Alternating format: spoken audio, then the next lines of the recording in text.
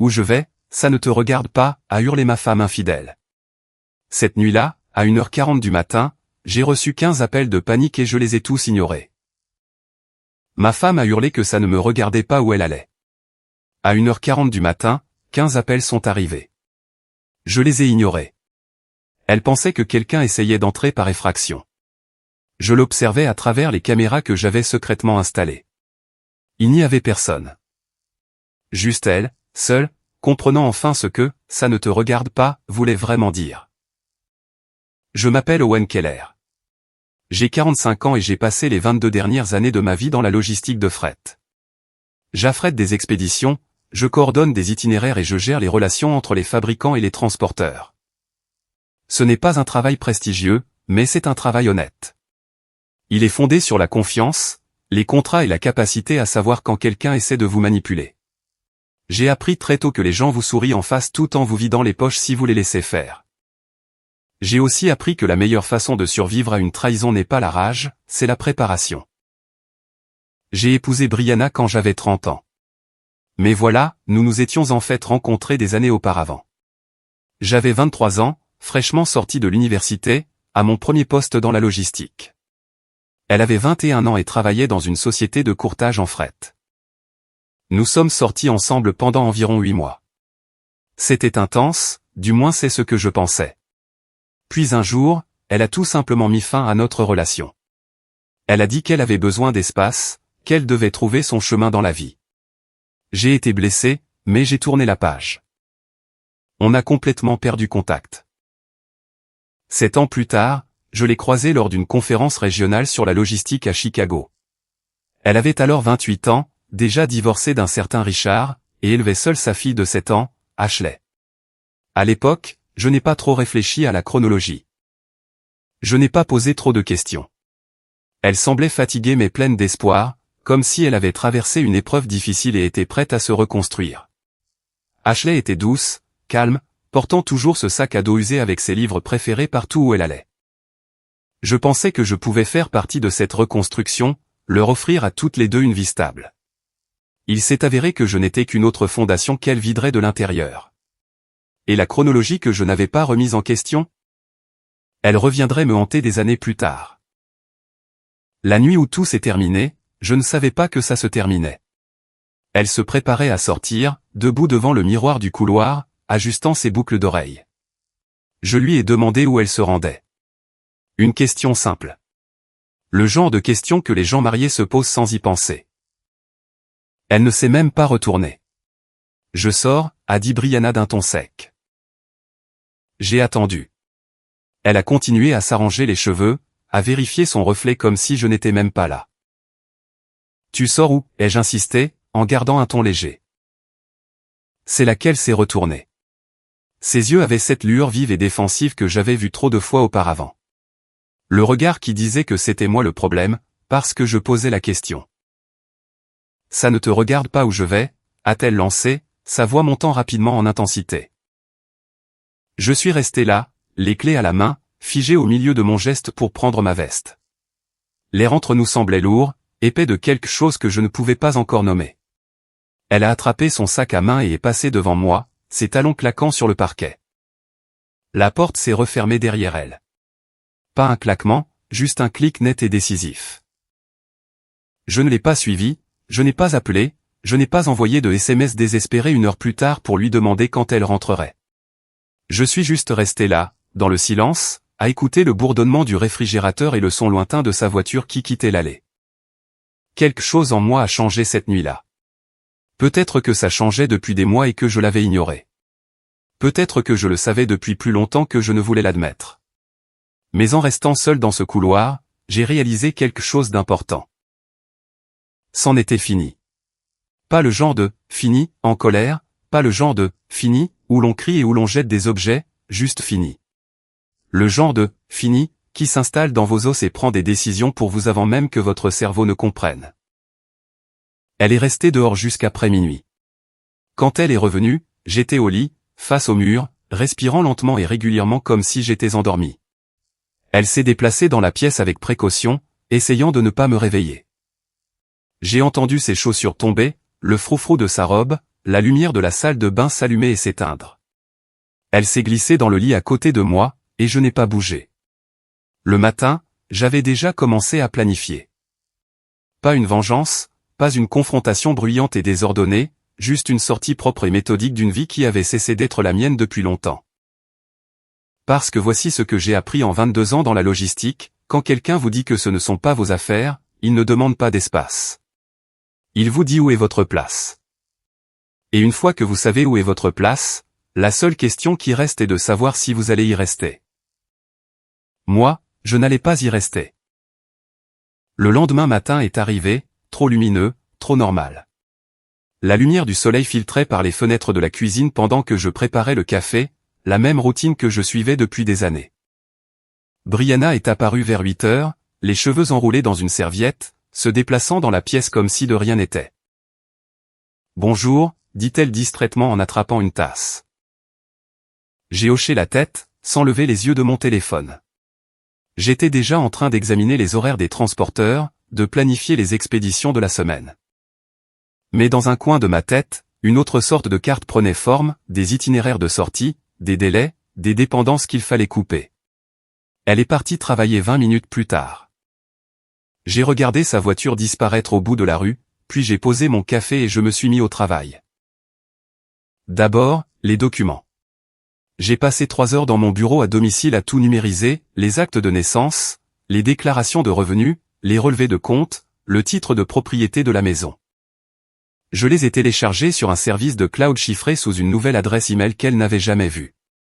Ensuite, j'ai fait des copies du disque dur de son ordinateur portable pendant son absence. Un simple logiciel de sauvegarde, le genre que n'importe quel informaticien reconnaîtrait. Je ne cherchais pas encore de preuves irréfutables, je constituais des archives. À midi, j'avais ouvert un compte courant séparé dans une caisse de crédit de l'autre côté de la ville et j'y avais déposé 500 € en espèces. Rien qui ne puisse déclencher d'alerte, juste une mise de départ. Au cours des 3 semaines suivantes, j'ai agi avec prudence.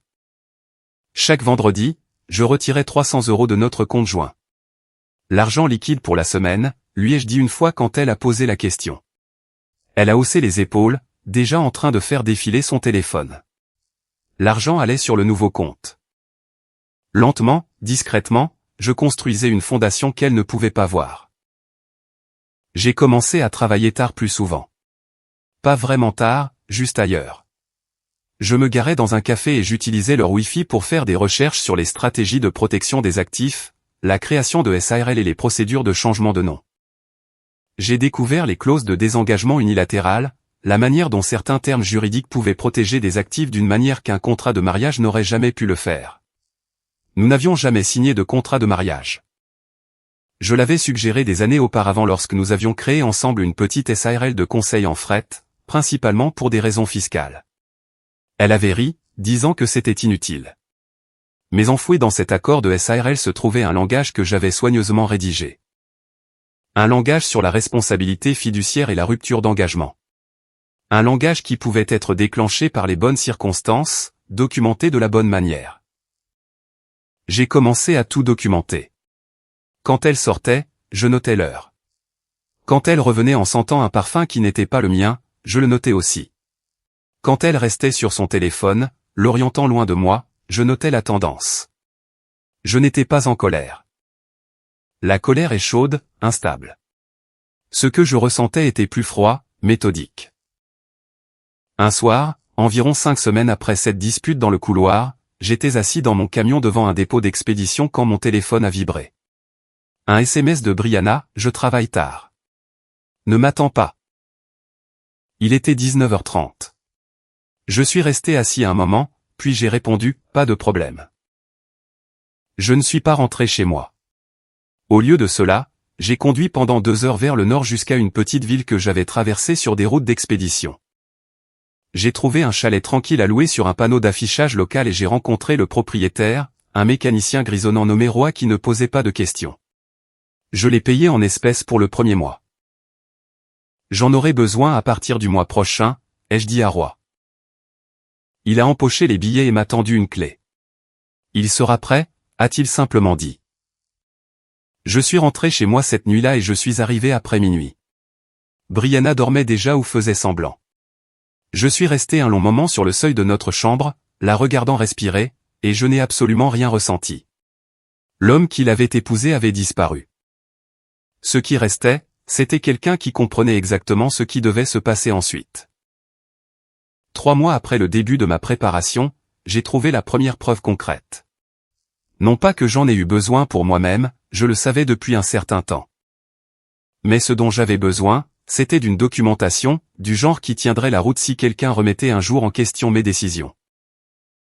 C'était un mardi après-midi. Je suis rentré tôt, disant à l'équipe de répartition que j'avais un rendez-vous chez le dentiste. La voiture de Brianna n'était pas dans l'allée. D'après son calendrier partagé au celui qu'elle avait cessé de mettre à jour régulièrement, elle était à une réunion avec un client de l'autre côté de la ville. Son entreprise faisait du conseil financier pour les petites entreprises, ou du moins c'est ce qu'elle me disait. Je me suis assis à la table de la cuisine avec son ordinateur portable. Elle l'avait laissé en charge là ce matin-là, déverrouillé. Négligent. Ou peut-être qu'elle ne se souciait plus que je regarde. Quoi qu'il en soit, c'était une opportunité. J'ai d'abord ouvert ses emails, parcouru la correspondance professionnelle, les propositions de clients, le désordre professionnel habituel. Puis j'ai vérifié son dossier des éléments supprimés. C'est là que les gens deviennent négligents. Ils pensent que supprimer signifie disparu. Il y avait des emails adressés à un certain Jordan Hay. Les objets étaient vagues, mis à jour de mardi, suite à notre conversation, petite question. J'en ai ouvert un datant de 2 semaines plus tôt, j'ai hâte de te voir ce soir. Même endroit, même heure. Ne sois pas en retard cette fois. Mon pouls ne s'est pas accéléré. J'ai juste enregistré l'email au format PDF, je l'ai téléchargé sur mon stockage cloud chiffré et j'ai continué à lire. Il y en avait des dizaines d'autres, remontant à 8 mois. Certains au ton professionnel, d'autres moins. Des références à des hôtels que je reconnaissais, des restaurants où nous n'étions jamais allés ensemble, des blagues privées dont je ne faisais pas partie. J'ai ensuite vérifié ses SMS. La plupart étaient sauvegardés sur son compte cloud, accessible via l'ordinateur portable. Le numéro de Jordan apparaissait fréquemment. Les messages étaient prudents, voire codés, mais le schéma était clair, heure de rendez-vous, lieu, plainte à mon sujet, sur le fait que je ne remarquais jamais rien et que je travaillais toujours. J'ai méthodiquement fait des captures d'écran de tout, organisé les fichiers par date et les ai stockés dans un dossier intitulé « Déclaration de sinistre fret 2024 ». Assez ennuyeux pour que personne ne regarde à 2 fois. Puis j'ai trouvé autre chose, des relevés bancaires d'un compte que je ne connaissais pas. Elle avait retiré de l'argent liquide régulièrement en 300 € par-ci, 500 € par-là.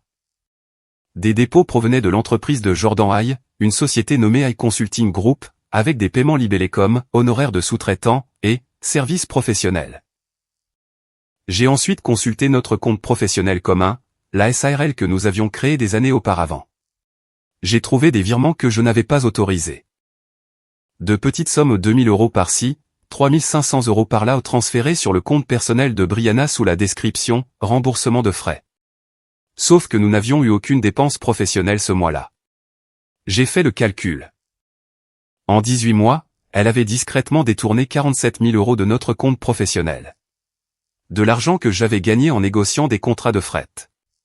De l'argent qui était censé construire notre avenir. Je me suis reculé, j'ai fixé l'écran et j'ai senti cette froide certitude s'installer plus profondément dans ma poitrine. Ce n'était pas seulement une liaison. C'était un vol systématique, une fraude, le genre de choses qui pouvait lui coûter plus qu'un mariage. J'ai tout copié, les relevés bancaires, les historiques de transactions, les emails, les journaux de SMS. J'ai construit une chronologie qui montrait exactement quand l'argent avait commencé à circuler et où il était allé.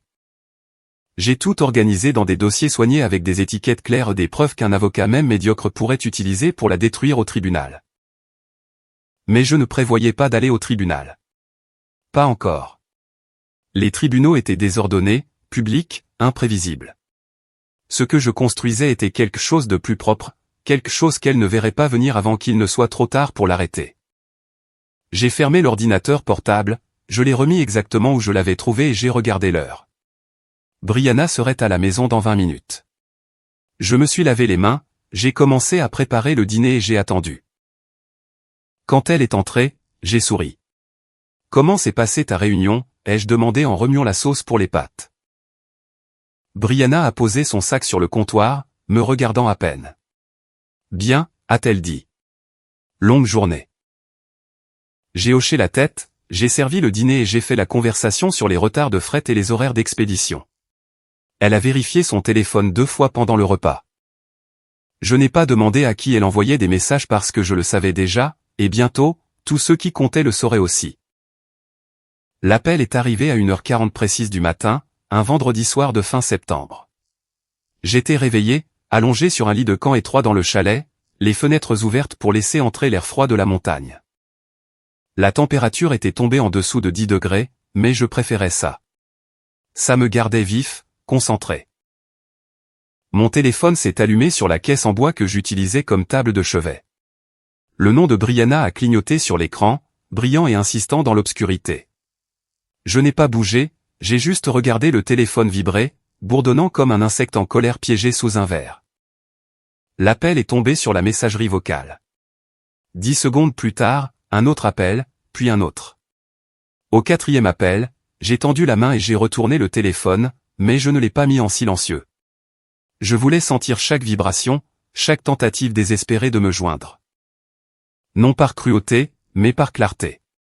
C'était le son de la responsabilité quand elle vous rattrape enfin. Les appels continuaient d'arriver.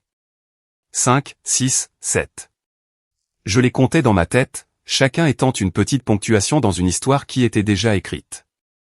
À 1h47 du matin, le premier message vocal est arrivé. Je ne l'ai pas écouté, mais j'ai vu la notification, 32 secondes. Puis un autre, 18 secondes. Puis un SMS, Owen, s'il te plaît, réponds. Puis un autre appel. Numéro 8. Je me suis assis lentement, j'ai passé les jambes par-dessus le bord du lit de camp et je me suis dirigé vers la fenêtre. Dehors, la forêt était noire et silencieuse, à l'exception du vent qui soufflait dans les pins. Pas de lampadaire ici, pas de voisins, juste la distance, l'obscurité et le genre de calme qu'on ne peut pas acheter en ville. Un autre appel. Numéro 9. Un autre SMS, je crois qu'il y a quelqu'un devant la maison. J'ai peur. Je l'ai lu 2 fois, puis j'ai reposé le téléphone. La maison avait un nouveau système de sécurité. Je l'avais installé moi-même 2 semaines avant de partir, en améliorant tout le système sans lui en parler. Des détecteurs de mouvement, des caméras, une alarme silencieuse qui ne prévenait que moi. J'ai ouvert l'application sur mon téléphone et j'ai vérifié le flux en direct. La maison allait bien. Les lumières étaient allumées dans le salon et la chambre. Aucun mouvement détecté à l'extérieur. Personne dans le jardin. Aucune voiture dans l'allée à part la sienne. Elle était seule, et elle paniquait. Un autre appel. Numéro 10. S'il te plaît, a-t-elle texté. Quelque chose ne va pas. Pourquoi tu ne réponds pas? J'ai regardé le flux de sécurité pendant encore 1 minute. J'ai vu une ombre passer devant la fenêtre de la chambre où elle faisait les 100 pas. Je l'ai vu vérifier les serrures de la porte d'entrée grâce à la caméra du couloir. Elle avait peur. Vraiment peur. Mais pas parce que quelqu'un était là. Elle avait peur parce que je ne répondais pas. Parce que pour la première fois en 15 ans, je n'étais pas là pour régler ses problèmes, réels ou imaginaires.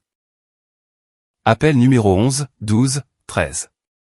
Les messages vocaux s'accumulaient. Je n'en ai écouté aucun, j'ai juste regardé les chiffres grimper, chacun étant une brique de plus dans le mur que j'avais construit entre nous. À 2h03 du matin, le ton du SMS a changé, « Pourquoi tu fais ça ? Ce n'est pas drôle. Je suis désolé. D'accord. Je suis désolé. Réponds, c'est tout. Appel 14, 15. J'ai éteint l'écran du téléphone, je me suis rallongé sur le lit de camp et j'ai fixé le plafond sombre. Les appels ont continué pendant encore 20 minutes, des vibrations que je pouvais sentir à travers le mince matelas. Puis, finalement, ils se sont arrêtés. Le silence est retombé sur le chalet. Profond, complet. Je ne me sentais pas triomphant. Je ne me sentais pas vengé. Je ne ressentais absolument rien. Juste l'air froid sur ma peau et la certitude d'avoir fait le bon choix. Car voici ce que Brianna n'a jamais compris, quand vous dites à quelqu'un que ça ne le regarde pas où vous allez, vous ne revendiquez pas seulement votre indépendance. Vous coupez une connexion. Vous dites que vos choix, votre sécurité, votre vie ne sont plus des responsabilités partagées. Et si ça ne me regarde pas où tu vas, alors ça ne me regarde pas non plus quand tu as peur. Le téléphone est resté silencieux pour le reste de la nuit. Le matin, j'avais déjà commencé à faire mes bagages pour la phase suivante. Le chalet avait rempli sa fonction. Il était maintenant temps de construire quelque chose de permanent, quelque chose qu'elle ne pourrait jamais toucher. Le chalet a rempli sa fonction pendant 6 semaines. Assez longtemps pour disparaître, assez court pour ne pas éveiller les soupçons. J'ai dit à mes plus gros clients que je prenais un congé sabbatique pour raison de santé familiale, ce qui n'était pas entièrement un mensonge. La santé de ma famille était toxique depuis des années, je la traitais enfin. Pendant ces semaines, j'ai travaillé de nuit dans un entrepôt régional à 2 villes de là. Un travail simple, comptage des stocks, scannage de code-barres, coordination des quais de chargement. Le genre de travail où personne ne pose de questions et où tout le monde reste dans son coin. Je me suis fait appeler Owen Kelly, assez proche de mon vrai nom pour que je réponde automatiquement, mais assez différent sur les papiers. Le salaire était modeste, mais je n'avais pas besoin de beaucoup. Mes dépenses étaient minimes. Le chalet coûtait 400 € par mois, en espèces. De la nourriture d'une épicerie qui vendait du pain de la veille et des boîtes de conserve cabossées. Du café d'une station-service. Tout le reste servait à construire la suite. J'avais déjà déposé les documents pour la restructuration de la SARL, en passant par un avocat à 3 États de là, spécialisé dans la protection des actifs pour les propriétaires d'entreprises en pleine séparation compliquée. La paperasse était dense, intentionnellement. Le temps que l'avocat de Brianna comprenne ce qui s'était passé, si elle en engageait un, il serait trop tard pour faire marche arrière. La maison, celle dans laquelle elle pensait encore vivre, avait été discrètement transférée dans un trust d'entreprise 2 mois avant mon départ. Le trust appartenait à Keller Frecht Solutions, la SARL qui nous employait techniquement tous les 2 mais que je contrôlais entièrement. Cette clause que j'avais enfouie dans l'accord d'exploitation, celle concernant la rupture de la responsabilité fiduciaire, s'était activée au moment où elle avait transféré de l'argent de l'entreprise sans autorisation. Tout était légal. Tout était documenté. Tout était irréversible. Mais le vrai travail n'était pas seulement de protéger ce que j'avais, c'était de construire quelque chose de nouveau, de meilleur. J'ai commencé à contacter prudemment d'anciens contacts, des transporteurs régionaux avec qui j'avais travaillé pendant des années, des petits fabricants qui faisaient confiance à mon jugement. Je n'étais plus Owen Keller de Keller Frecht. J'étais Owen Royce, consultant indépendant en logistique. Royce était le nom de jeune fille de ma grand-mère, un nom que j'avais légalement ajouté par une discrète procédure judiciaire dans un autre comté. Le premier contrat est venu d'un fabricant de meubles de l'Iowa. Ils avaient besoin de quelqu'un pour optimiser leurs itinéraires d'expédition, réduire les coûts et améliorer les délais de livraison. Un problème simple.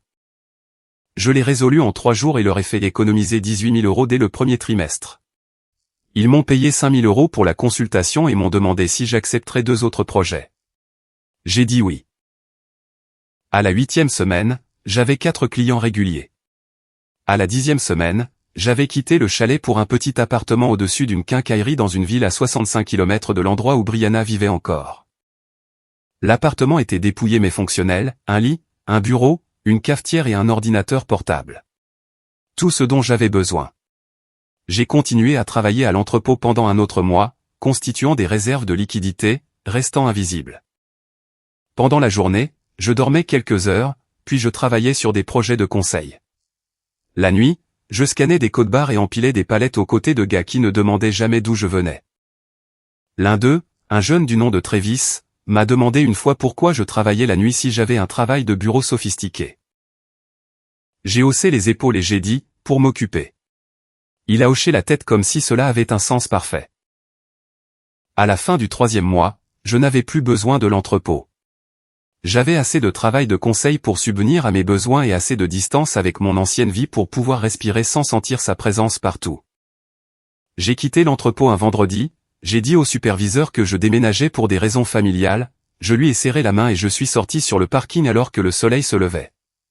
Pour la première fois depuis des mois, j'ai ressenti quelque chose qui s'apparentait à de l'espoir. Pas du bonheur, pas encore, mais une possibilité ou le sentiment que la vie que je construisais m'appartenait, et non à quelqu'un qui l'avait vidé de l'intérieur. Je suis retourné à l'appartement, j'ai fait du café, je me suis assis à mon bureau, j'ai ouvert mon ordinateur portable et j'ai commencé à rédiger un plan d'affaires pour quelque chose de plus grand que du conseil, quelque chose de durable. J'avais 45 ans et je recommençais à zéro avec presque rien. Mais ce rien valait mieux que le poison lent dans lequel j'avais vécu. Et contrairement à Brianna, je savais comment construire quelque chose qui dure. 5 mois après mon départ, j'ai reçu un email d'Ashley. Pas un long message, juste 3 phrases qui ont tout changé. Je sais ce qu'elle a fait. Je le sais depuis un moment. Pouvons-nous parler? J'ai fixé le message pendant un long moment. Ashley avait maintenant 22 ans, vivait seule dans un appartement près du Community College où elle terminait son diplôme en commerce. Nous ne nous étions pas parlé depuis mon départ. J'avais supposé qu'elle avait pris le parti de sa mère, comme le font généralement les enfants dans ce genre de situation. J'avais supposé qu'elle me détestait d'avoir disparu sans explication. J'avais tort. J'ai répondu avec un numéro de téléphone, un nouveau qu'elle ne reconnaîtrait pas, et j'ai suggéré un café à mi-chemin entre nos 2 domiciles. Un terrain neutre. Elle est arrivée avec 10 minutes d'avance. Je l'ai observée par la fenêtre avant d'entrer. Elle avait l'air plus âgée, plus sérieuse que dans mon souvenir. Ses cheveux étaient plus courts, attachés en queue de cheval. Elle portait un jean et un sweatshirt d'université, et avait un sac à dos usé sur une épaule. Quand je suis entré, elle s'est levée immédiatement. Pendant une seconde, aucun de nous n'a rien dit. Puis elle s'est avancée et m'a serré dans ses bras, une étreinte rapide et forte. « Je suis contente que tu ailles bien », a dit Ashley doucement. Nous nous sommes assis avec nos cafés. Elle n'a pas perdu de temps en bavardage. « Maman a menti à tout le monde », a-t-elle commencé, les mains enroulées autour de sa tasse, sur la raison de ton départ, sur ce qui s'est passé. Elle dit aux gens que tu as eu une sorte de dépression, que tu l'as abandonné sans prévenir. J'ai hoché la tête lentement mais n'ai pas répondu. Ashley a continué, la voix ferme. Mais je sais que ce n'est pas vrai. Je suis au courant pour Jordan depuis plus d'1 an. J'ai vu les SMS sur son téléphone une fois quand elle l'a laissé sur le comptoir. Je n'ai rien dit parce que je ne savais pas quoi faire. Je vivais encore à la maison et je ne voulais pas empirer les choses. Tu n'as rien empiré, lui ai-je dit. Ce n'était pas ta faute. Elle a baissé les yeux vers son café. Quand tu es parti, elle s'est complètement effondrée. Pas parce que tu lui manquais, mais parce que soudainement toutes ses factures étaient refusées. Ses cartes de crédit étaient au maximum, et elle ne pouvait accéder à aucun des comptes. Elle a passé 2 semaines à appeler des avocats, essayant de comprendre ce qui s'était passé. Et a-t-elle compris, ai-je demandé. Ashley a hoché la tête. Finalement, l'un d'eux lui a expliqué que tu avais tout restructuré légalement avant de partir. Que la maison, les comptes professionnels, tout était protégé. Elle ne peut toucher à rien. J'ai siroté mon café, j'ai attendu. Elle est furieuse, a poursuivi Ashley, mais plus que ça, elle a peur. Jordan a cessé de la voir une fois que l'argent s'est tari. Il s'est avéré qu'il n'était intéressé que tant qu'elle avait accès à tes revenus. Maintenant, elle se démène pour payer le loyer d'un appartement minable, travaillant à 2 emplois à temps partiel parce que personne ne veut l'embaucher à temps plein après ce qui s'est passé. Qu'est-ce qui s'est passé, ai-je demandé, bien que je m'en doutais déjà. L'expression d'Ashley s'est durcie. Elle s'est fait virer. Son entreprise a découvert qu'elle utilisait des comptes professionnels pour cacher des dépenses personnelles, acheminant de l'argent vers la société de conseil de Jordan pour des services qui n'ont jamais été rendus. Ils n'ont pas porté plainte, mais ils l'ont licenciée et se sont assurés que la nouvelle se répande. Personne dans le conseil financier ne veut la toucher maintenant. J'ai absorbé cette information en silence. Je ne l'avais pas dénoncée à son employeur. Je n'en avais pas eu besoin. Elle avait été assez négligente pour qu'il le découvre même. Il y a autre chose, a dit Ashley, sa voix baissant d'un ton. J'ai fait un de ces tests ADN d'ascendance il y a quelques mois, juste pour m'amuser, tu sais, pour voir d'où venait ma famille. Elle a sorti son téléphone, a ouvert une application et a tourné l'écran vers moi. Il m'a associé à un parent proche. Correspondance paternelle, probabilité de 99,7%. J'ai regardé l'écran et j'ai vu mon propre nom listé comme son père biologique. Le bruit du café s'est estompé en un bruit de fond statique. J'ai fixé les résultats, les lisant 2 fois pour être sûr de bien comprendre. Tu es mon vrai père, a dit Ashley doucement. Pas Richard. Pas l'homme que maman m'a dit être mon père toute ma vie. Toi. J'ai posé ma tasse avec précaution, ma main devenant soudainement instable. Est-ce que Brianna sait que tu sais, ai-je réussi à demander. Ashley a secoué la tête. Pas encore. Je voulais te parler d'abord. Je voulais comprendre ce qui s'était passé avant de la confronter à ce sujet. J'ai pris une lente inspiration. Cela changeait tout. Pas légalement, pas immédiatement, mais fondamentalement. Ashley n'était pas seulement ma belle-fille. Elle était ma fille. Elle l'avait toujours été. Elle nous a menti à tous les deux, ai-je finalement dit. Pendant 22 ans. Ashley a hoché la tête, ses yeux brillants mais maîtrisés. Je sais. Et j'ai besoin de savoir quelque chose de ta part. As-tu l'intention de revenir pour te battre contre elle? Pour rendre ça public? J'ai regardé cette jeune femme, ma fille, et j'ai vu une force que je n'avais pas soupçonnée. Elle ne me demandait pas de la sauver. Elle me demandait de quel côté du champ de bataille je serais. Je ne reviendrai pas, ai-je dit. Mais je ne fuis pas non plus. Je construis quelque chose de nouveau, quelque chose qu'elle ne peut pas toucher. Ashley a souri légèrement.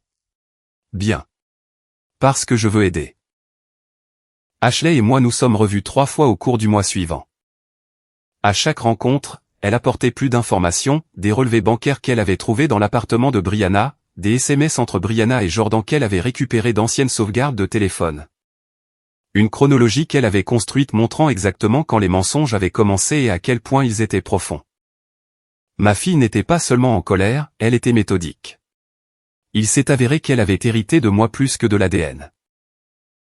Je veux la confronter, m'a dit Ashley lors de notre 4e rencontre, cette fois dans un parc près de son appartement. Nous étions assis sur un banc surplombant un petit lac, regardant les canards barboter dans l'eau grise. Mais je veux le faire correctement.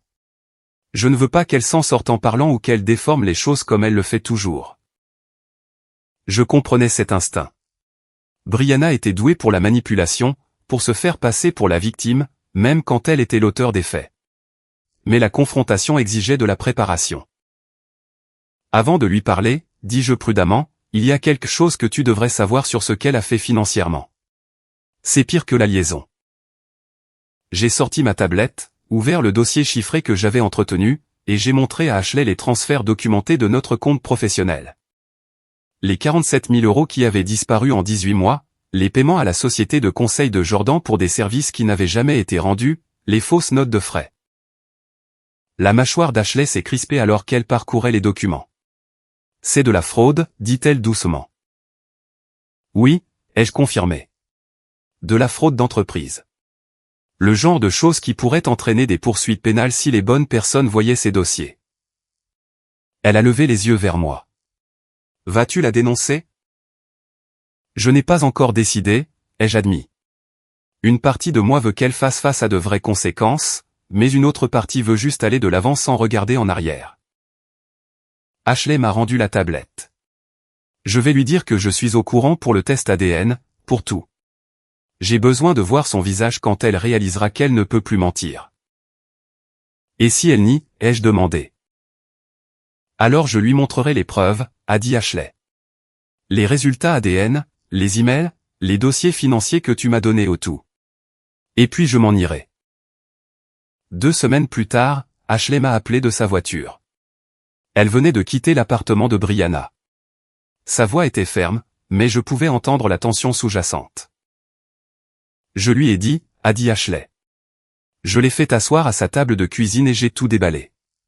Le test ADN, le fait que tu es mon père biologique, les mensonges sur Richard, tout ça.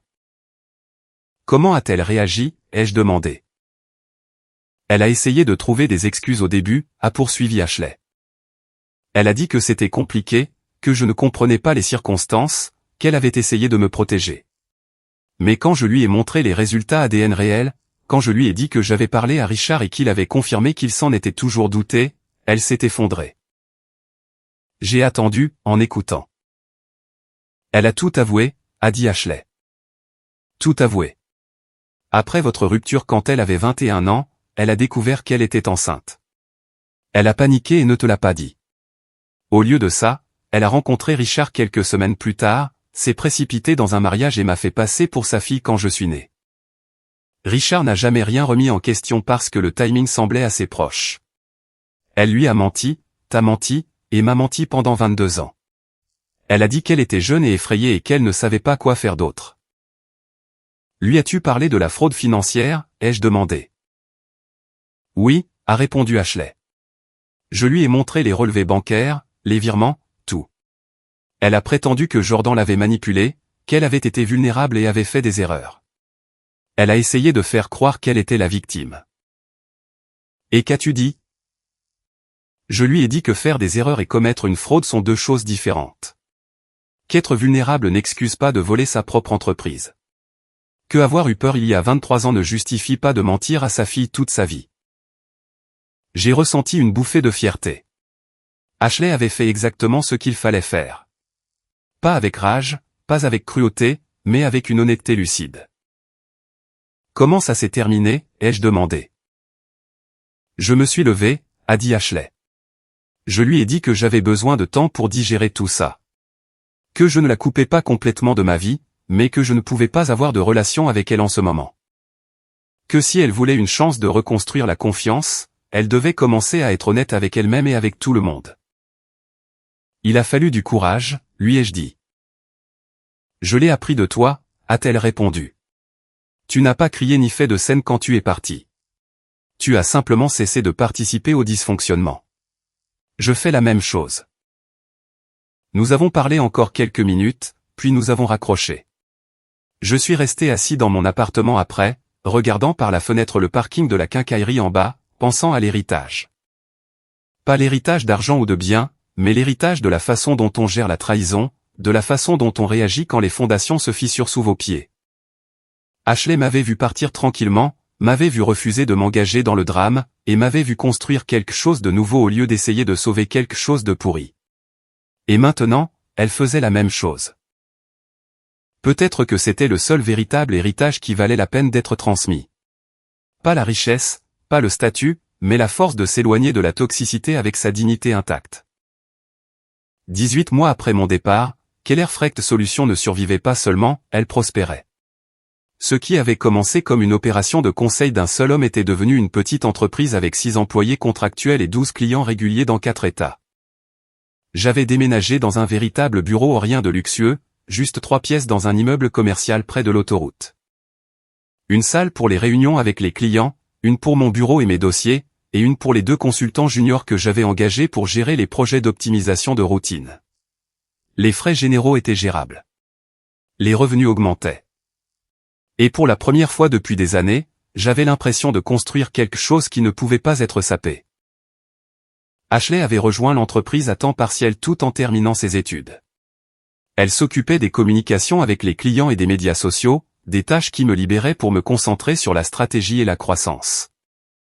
La voir la semblait juste, non seulement parce qu'elle était compétente, ce qu'elle était, mais parce qu'elle comprenait les fondements sur lesquels l'entreprise était bâtie, l'honnêteté, la clarté et les ruptures nettes avec les systèmes toxiques. Un après-midi au début du printemps, j'ai reçu un appel d'un numéro inconnu. J'ai failli ne pas répondre, mais quelque chose m'a poussé à le faire. Owen Keller a demandé une voix de femme. Lui-même, ai-je dit prudemment. Je m'appelle Patricia Holloway. Je suis une avocate représentant Brianna Keller dans une affaire civile. Avez-vous un moment pour parler? Je me suis adossé à ma chaise de bureau et j'ai souri légèrement. Allez-y. L'avocate a expliqué que Brianna contestait la restructuration de la SARL, affirmant que j'avais manipulé des documents juridiques pour la priver des actifs auxquels elle avait droit. Elle demandait une compensation financière, l'accès au compte joint et une partie des revenus de mon entreprise de conseil.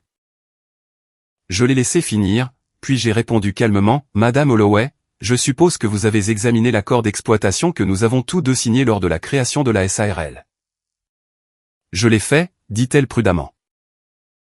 Alors vous avez vu la clause concernant la rupture de la responsabilité fiduciaire, celle qui permet une protection unilatérale des actifs en cas de fraude ou de détournement. Il y eut une pause. Ma cliente conteste qu'une telle rupture ait eu lieu. Alors vous voudrez examiner la documentation que j'ai préparée, ai-je dit. Des relevés bancaires montrant des transferts non autorisés totalisant 47 000 € sur 18 mois. Une correspondance par email entre votre cliente et un tiers discutant de stratégies commerciales qui ont directement profité à un concurrent. Des preuves horodatées de fraude financière. Une autre pause, plus longue cette fois. Monsieur Keller, suggérez-vous que vous avez des preuves d'activité criminelle? Je suggère que votre cliente a violé les termes de notre accord commercial de multiples manières documentées. La restructuration de la SARL était une réponse directe à ces violations, comme le stipule le contrat qu'elle a signé. Tout ce que j'ai fait était légal et justifié. Ma cliente est prête à contester ces affirmations au tribunal, a déclaré l'avocate, bien que son ton ait changé, moins agressif, plus prudent. C'est son droit, ai-je répondu. Mais avant qu'elle ne le fasse, vous devriez peut-être lui expliquer qu'aller au tribunal signifie que tout cela devient public. La fraude, la liaison, le fait qu'elle ait menti sur la paternité de sa fille pendant 23 ans. Tout. Silence à l'autre bout du fil. Je ne cherche pas à détruire votre cliente, ai-je poursuivi. Je veux juste qu'on me laisse tranquille pour gérer mon entreprise. Mais si elle force cette affaire en justice, je me défendrai avec toutes les preuves que j'ai. Et croyez-moi, Madame Holloway, j'en ai beaucoup. L'appel s'est terminé peu de temps après, polymet final. Je n'ai plus jamais entendu parler de Patricia Holloway. 3 semaines plus tard, Ashley m'a dit que Brianna avait abandonné l'action en justice. Apparemment, son avocate lui avait conseillé que la poursuivre causerait plus de dommages que ne valait un éventuel règlement. Elle travaille maintenant dans 2 magasins de détail, m'a dit Ashley autour d'un café. Elle essaie de couvrir le loyer et les factures. Jordan est parti. La plupart de ses amis ont cessé de répondre à ses appels une fois que la nouvelle s'est répandue sur ce qui s'était passé. Elle repart pratiquement de zéro. Comment te sens-tu par rapport à ça, ai-je demandé. Ashley a réfléchi un moment. Honnêtement, je suis triste pour elle, mais pas assez pour régler ses problèmes. Elle a fait ses choix. Maintenant, elle doit vivre avec. J'ai hoché la tête. C'était la bonne réponse. La compassion sans la complaisance. L'empathie sans le sauvetage. Et toi, a demandé Ashley. Regrettes-tu parfois la façon dont tu as géré les choses? J'ai regardé mon petit bureau, les contrats des clients sur mon bureau, le plan d'affaires épinglé au mur, et ma fille assise en face de moi, construisant une vie avec intégrité et détermination. Pas une seule seconde, ai-je dit. 2 ans et 4 mois après avoir quitté cette maison, Ashley m'a appelé avec une nouvelle que je n'attendais pas. Je vais me marier, a-t-elle dit, sa voix pétillante d'excitation. Il s'appelle David. Nous nous sommes rencontrés lors d'un événement de réseautage professionnel l'année dernière. Il est comptable, travaille pour un cabinet en ville. Il est gentil, stable, et il me fait rire. Je veux que tu le rencontres. Nous avons dîné ensemble le week-end suivant. David était exactement comme elle l'avait décrit, calme mais confiant, il posait de bonnes questions et traitait Ashley avec un respect et une affection évidents. Le genre d'homme qui construirait une vie sur un terrain solide, pas sur du sable mouvant. J'aimerais que tu me conduises à l'hôtel, m'a dit Ashley après que David se soit excusé pour prendre un appel professionnel. Si tu es d'accord avec ça. J'ai senti quelque chose se nouer dans ma gorge. Et Brianna? L'expression d'Ashley est devenue sérieuse. Maman sera invitée, mais elle n'aura aucun rôle dans la cérémonie. J'ai fait la paix avec elle d'une certaine manière, mais je ne prétends pas que notre relation est quelque chose qu'elle n'est pas. Tu es mon père. C'est toi qui m'as appris ce qu'est l'intégrité. Je veux que tu sois à mes côtés. Le mariage était prévu pour le début de l'automne, ce qui nous laissait 6 mois pour planifier. Ashley s'est occupée de la plupart de la logistique elle-même, avec l'aide de la famille de David. J'ai contribué financièrement, en couvrant le lieu et le traiteur. Cela semblait juste, le genre de choses qu'un père devrait faire. Brianna a été invitée mais n'a répondu que 2 semaines avant le mariage. Elle viendrait, mais seule. Jordan était parti depuis longtemps. Selon Ashley, Brianna travaillait toujours dans le commerce de détail, luttant toujours financièrement, faisant toujours face aux conséquences de choix qui lui avaient tout coûté. Le jour du mariage est arrivé, frais et clair. Le lieu était une grange restaurée à l'extérieur de la ville, entourée de champs dorés par l'herbe d'automne. Je suis arrivé tôt, j'ai aidé la coordinatrice de mariage d'Ashley à installer les chaises et je me suis assuré que tout était en place. Quand Ashley est arrivée, elle était radieuse dans une simple robe blanche, les cheveux attachés en arrière, tenant un bouquet de fleurs sauvages. Elle a souri en me voyant. « Prêt ?» a-t-elle demandé. « Absolument », ai-je dit. Brianna était assise au 3e rang. Je l'ai vue quand nous sommes entrés, j'ai vu son visage quand elle a réalisé que c'était moi qui conduisais Ashley à l'hôtel. Elle avait l'air plus âgée, usée par des années de conséquences. Mais il y avait autre chose dans son expression aussi. Peut-être du regret, peut-être de l'acceptation. Difficile à dire. J'ai conduit ma fille à l'hôtel, j'ai placé sa main dans celle de David, et je me suis reculé. La cérémonie était simple et sincère. Lorsque l'officiant les a déclarés mariés, la petite foule a applaudi. À la réception, Ashley m'a pris à part. « Merci », a-t-elle dit doucement. « Pour tout. De ne pas avoir abandonné. De m'avoir montré qu'il est possible de recommencer avec intégrité. C'est toi qui as fait ça toute seule, lui ai-je dit. Je me suis juste écarté du chemin. Plus tard, j'ai vu Brianna debout, seule, près de la table des rafraîchissements. Une partie de moi voulait l'éviter, mais une autre partie, celle qui avait dépassé la colère pour atteindre quelque chose de plus calme, s'est approchée. Elle a l'air heureuse, a dit Brianna doucement, en regardant Ashley danser avec David. Elle l'est, ai-je convenu. Brianna s'est tournée vers moi. Je sais que je n'ai pas le droit de demander, mais penses-tu qu'elle me pardonnera un jour?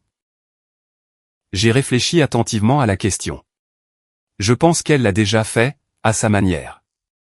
Mais le pardon ne signifie pas l'oubli.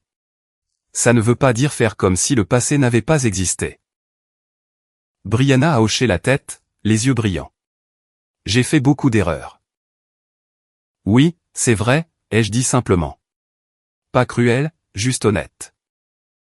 Penses-tu parfois à ce qui aurait pu être différent, a-t-elle demandé. Si j'avais fait de meilleurs choix. Parfois, ai-je admis. Mais surtout, je pense à ce qui est. Et ce qui est, c'est une fille forte, honnête et qui se construit une belle vie. C'est suffisant. Brianna a essuyé ses yeux. Je suis contente qu'elle t'ait. Je n'ai pas répondu à ça. J'ai juste hoché la tête une fois et je suis parti. Non par colère, mais parce qu'il n'y avait plus rien à dire. Nous étions tous les deux passés à des vies différentes, à des avenirs différents. La réception s'est poursuivie dans la soirée. J'ai dansé avec Ashley, félicité David et discuté avec des invités qui me posaient des questions sur mon entreprise. Keller Frecht Solutions comptait maintenant 14 employés, avec des bureaux dans 3 États. J'allais bien, mieux que bien. Alors que le soleil se couchait et que la fête touchait à sa fin, je me tenais à l'extérieur de la grange, regardant la dernière lumière s'estomper sur les champs. Ashley et David partaient pour leur lune de miel le matin, commençant leur vie ensemble. J'ai ressenti quelque chose que je n'avais pas ressenti depuis des années. Pas du bonheur, exactement. Quelque chose de plus profond, le contentement. Le sentiment d'avoir fait ce qui devait être fait, d'avoir survécu à ce qui devait être surmonté, et d'en être sorti intact. Le passé serait toujours là, mais il ne me définissait plus. J'avais reconstruit, et ce que j'avais construit valait la peine d'être conservé. 3 ans après mon départ, Keller Frecht Solutions a décroché un contrat avec une chaîne de distribution nationale. Ils avaient besoin de quelqu'un pour optimiser l'ensemble de leur réseau de distribution régionale. C'était un projet de 6 mois avec le potentiel d'un partenariat à long terme, le genre d'opportunité qui pourrait doubler mon chiffre d'affaires du jour au lendemain. J'ai constitué une équipe. Ashley s'occupait des communications avec les clients. Mes 2 consultants seniors se chargeaient de l'analyse des données. Je me suis concentré sur la stratégie et la mise en œuvre. Nous avons travaillé 16 heures par jour pendant 3 mois d'affilée, reconstruisant leur logistique de A à Z. Lorsque nous avons présenté la proposition finale, le directeur des opérations du client a souri et a dit « C'est exactement ce dont nous avions besoin. Quand pouvez-vous commencer la mise en œuvre ?» Le contrat valait 420 000 €, plus d'argent que je n'en avais gagné au cours des 2 années précédentes combinées. J'ai emmené mon équipe dîner pour fêter ça, j'ai levé mon verre et je les ai remerciés pour leur travail, leur dévouement, leur confiance en une entreprise qui avait commencé dans un chalet avec rien d'autre qu'un ordinateur portable et de la détermination. Tu as construit quelque chose de réel, m'a dit Ashley par la suite. Quelque chose qu'on ne peut pas t'enlever. Elle avait raison. L'entreprise était légalement protégée, financièrement stable et bâtie sur des relations honnêtes et un bon travail. Tout ce que Brianna avait essayé de vider de sa substance, je l'avais reconstruit plus fort. J'avais aussi acheté une maison. Rien d'extravagant, juste une maison de 3 chambres dans une rue calme avec un petit jardin et un garage que j'avais transformé en bureau à domicile. L'hypothèque était gérable, le quartier était sûr, et pour la première fois depuis des années, j'avais l'impression d'avoir un foyer plutôt qu'un simple endroit où dormir. Un samedi matin, je travaillais dans le jardin quand une voiture s'est arrêtée. Brianna en est sortie, l'air incertain. Ashley m'a donné ton adresse, a-t-elle dit. J'espère que ça ne te dérange pas. J'ai posé le râteau que j'utilisais. De quoi as-tu besoin, Brianna? Elle a regardé la maison, le jardin, les preuves d'une vie reconstruite. Je voulais m'excuser. Vraiment m'excuser, pas seulement dire des mots. Ce que j'ai fait était mal. Tout. La liaison, l'argent, les mensonges. J'ai détruit quelque chose de bien parce que j'étais égoïste et stupide. Je ne l'ai pas interrompu. Je l'ai laissé finir. Je ne demande pas le pardon, a poursuivi Brianna. Je ne demande rien. Je voulais juste que tu saches que je comprends maintenant. Je comprends ce que j'ai perdu. Et je suis désolé. Je l'ai étudié un long moment.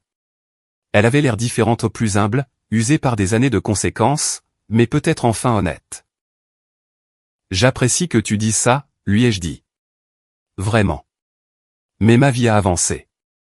Je ne suis plus en colère, mais je ne regarde pas non plus en arrière. Brianna a hoché la tête. Je sais. J'avais juste besoin de le dire. Elle a commencé à partir, puis s'est retournée. Tu as toujours été le plus fort. Je le vois maintenant. Et je suis contente qu'Ashley t'ait comme exemple. Je l'ai regardé s'éloigner en voiture, puis je suis retourné ramasser les feuilles. Ses excuses n'ont rien changé, n'ont pas réparé ce qui était cassé ni restauré ce qui était perdu, mais elles ont clos quelque chose ou un dernier chapitre qui attendait de se terminer. Le soir venu, le jardin était propre, les feuilles en sachet, le travail terminé. Je me tenais sur le porche avec une tasse de café, regardant le soleil se coucher sur mon quartier, et j'ai ressenti à nouveau ce profond contentement. J'avais quitté un mariage toxique avec rien d'autre qu'un plan et de la détermination. J'avais reconstruit ma vie, mon entreprise et ma relation avec ma fille. Je l'avais fait tranquillement, méthodiquement, sans drame ni vengeance. Et à la fin, c'était la seule victoire qui comptait. Pas détruire Brianna, mais construire quelque chose qu'elle ne pourrait jamais toucher. Pas obtenir une vengeance, mais devenir libre. Le passé était le passé. Ce qui comptait, c'était ce que j'avais construit à sa place, une entreprise qui prospérait, une fille qui me respectait, une vie qui m'appartenait.